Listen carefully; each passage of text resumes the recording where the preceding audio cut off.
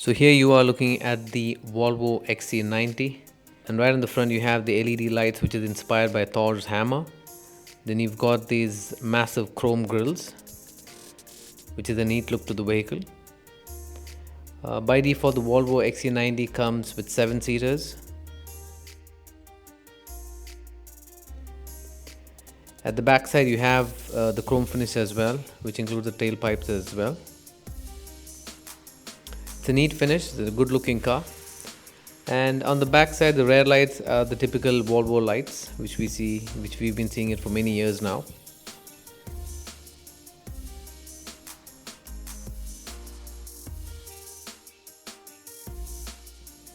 So you look in here at a T8, which is a hybrid model.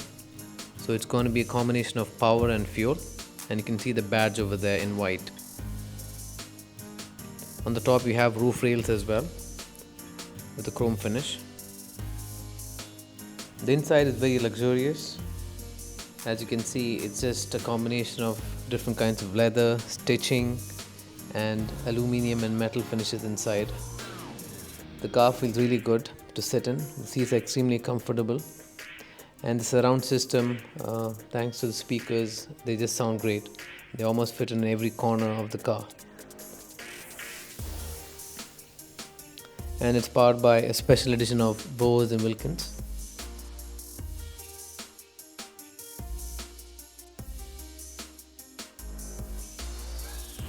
In the center we have the touchscreen.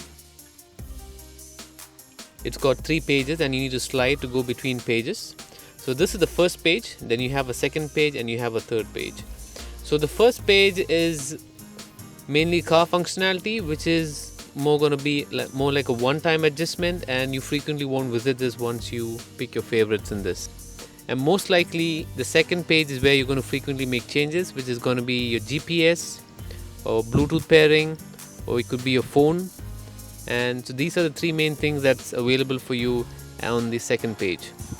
Now if you move to the third page, you have the general settings like sound and radio, or any other applications that you've downloaded would come up here. You can even handwrite on the screen for location search. This row is where you're going to find the buttons. This would be for the emergency light, one of the smallest buttons I've ever seen for emergency light. Then you've got these 2 buttons for defrosting, pause and play the music, change tracks. This button over here is to actually open the glove box. So as soon as I press this, the glove box opens. That's just to open or to close, so you'll have to just slam it in. Right in the center of the vehicle is one of the most attractive items. It's like jewelry lying around. You find diamond cut start-stop button. You find a crystal gear knob. It's actually designed, this is a special edition gear manufactured by or designed by one of the famous Swedish glass makers. And this gear glows in the dark. It's also see-through, so if you actually put your hands around it, you can actually see it's a see-through. So it's really pretty. It makes a difference in the car. You just basically just move forward and backward to change different levels of gears: reverse, neutral, drive, manual. Then you turn left and right and you change gears that way. Then right below you have the parking, a dedicated button for parking. Below the gear knob you find the start stop engine button, as well as the drive mode. So the drive mode is a scroll wheel. You basically scroll through and select driving mode. First let's talk about the start stop button. The start engine stop has a diamond cut design on the sides, and so is the drive mode, and it also has a nice size to it. Start the car by turning the knob to the right. Being a hybrid vehicle, the car is extremely quiet when you start the vehicle, thanks to the electric power. So you've got a dedicated button for driving mode, and by default it's always the hybrid mode. 1, 2, 3, 4, 5. We've got 5 driving modes. Nice fancy way of changing your drive mode. You have to first press, and then you need to scroll through to select your particular drive mode that you prefer. With the help of software tuning, you get the best performance on the Polestar engineered driving mode. To that you've got the dedicated handbrake button, so you just lift up to apply the handbrakes. You can also disable and enable the auto assist handbrake. Also, the safety features available in the vehicle, it's very handy. You have these sensors and cameras all around the vehicle, which really helps the driver to move out the car in tight parking spaces. Here's an example where the vehicle is actually alerting the driver when it notices there's a car coming from the corner. The vehicle also comes with head-up display. Nothing fancy about it, it just shows speed and navigation mainly. Unfortunately, it doesn't show radio channels. The instrument cluster like today is all digital. It's got color, but there's not much you can do. You can have different themes for your speedometer, and most of the time in the middle between the speedometers it's always usually the navigation that's shown. Let's talk about what more is available for the driver and the passenger in the center. So you've got a nice leather finish at the center along with a wooden trim. As you can see, this is the wooden trim and it's pretty.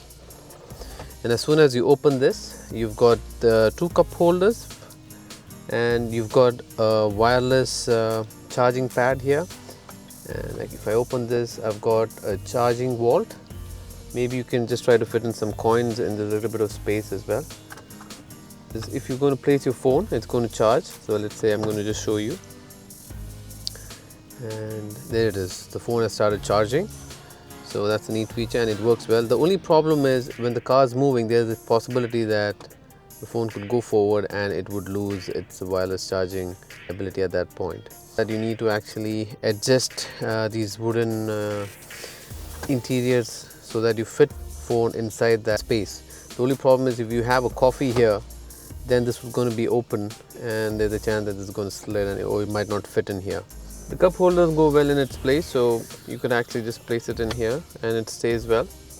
And these buttons here, they firmly hold the cups. So now let's see what's available inside the driver's armrest. So this is the kind of space you get inside this. You also have two USB chargers. Now let's talk about the driver's leather steering wheel. Let's see what controls does it have. Adaptive cruise control on one side, you've got the pilot assist, and this is for safe distance monitoring. So it would give you a warning according to the distance you've set up. On the right side you have voice activation and quick access control to certain features such as navigation, phone, media and even trip details. And this shows up in the instrument cluster as you see above. You then have your typical radio controls to change tracks and increase and decrease volume. The leather seats in the Volvo XC90 is extremely comfortable. They come in different colors and depending on the choice of your color, even the wooden panel changes. So the wood color changes based on your seat selection. And all the Volvo XC90 comes with 7-seaters, and the third row and the second row seats, that means in total 5 seats, they all would actually fold down. The seats are ventilated seats and they're very comfortable to sit in. The other specialty is the driver can actually control the passenger seat without being on the passenger seat. As you can see, I'm controlling the passenger seat right now. Moving backward, forward. Used by the driver on his driver's seat. So you've got this interesting feature called the headrest fold. Basically, as soon as you press it, the headrest and the middle seat would just go down. The middle row seats can actually be adjusted to fit in a baby chair. You've got buttons here and the person can actually get in like this. If you wanted, you could actually fold it down. There you go. And you can do the same thing for the rest of it. Once again, you do the same thing here and you have this down. You've got to pull this lever and you're going to have this down as well. So bring that down like that, and you could bring this down as well.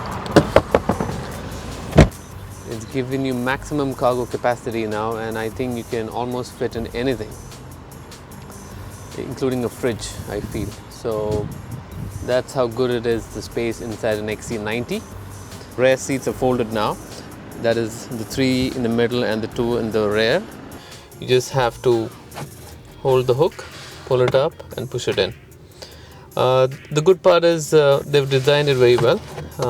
They've got a nice, even the door has been designed. There's a bend here where the hook would sit in, and you would just pull in from there. So the armrest is pretty nice. So you're looking at the driver's door here, and the doors are done beautifully well. You've got a leather on. It begins with a leather and leather stitch, and feels very comfortable. It's nice. And then you have a wooden layer right in the center, and depending on the color contrast and the seating color that you choose, the wood color also would change usually. And then you have memory seats here, the seats for memory seat buttons. You've got also an aluminum finish of the speakers coming through the door.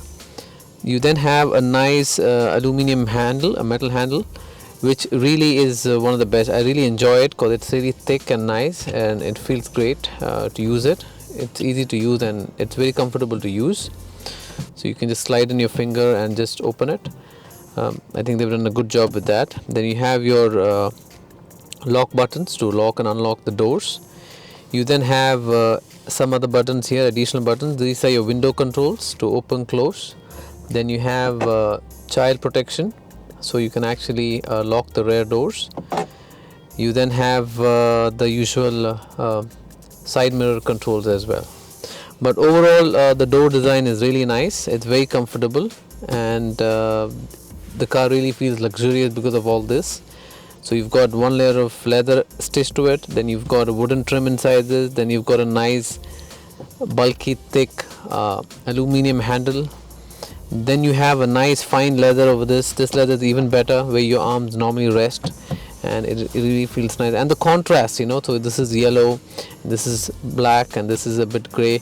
So this combination is also very nice. It kind of stands out. The rear vent is to be appreciated for its nice, lovely touch interface. What this lock button means, it doesn't mean that it is on child lock or anything. It just means that you can't use these controls unless you unlock, and you just have to click on it to unlock it. And then you can play around with the setting. Each passenger on the rear can have their own individual settings, so that should not be a problem. So that's a very handy feature. Side vents as well. The rear passengers should be happy with the airflow inside.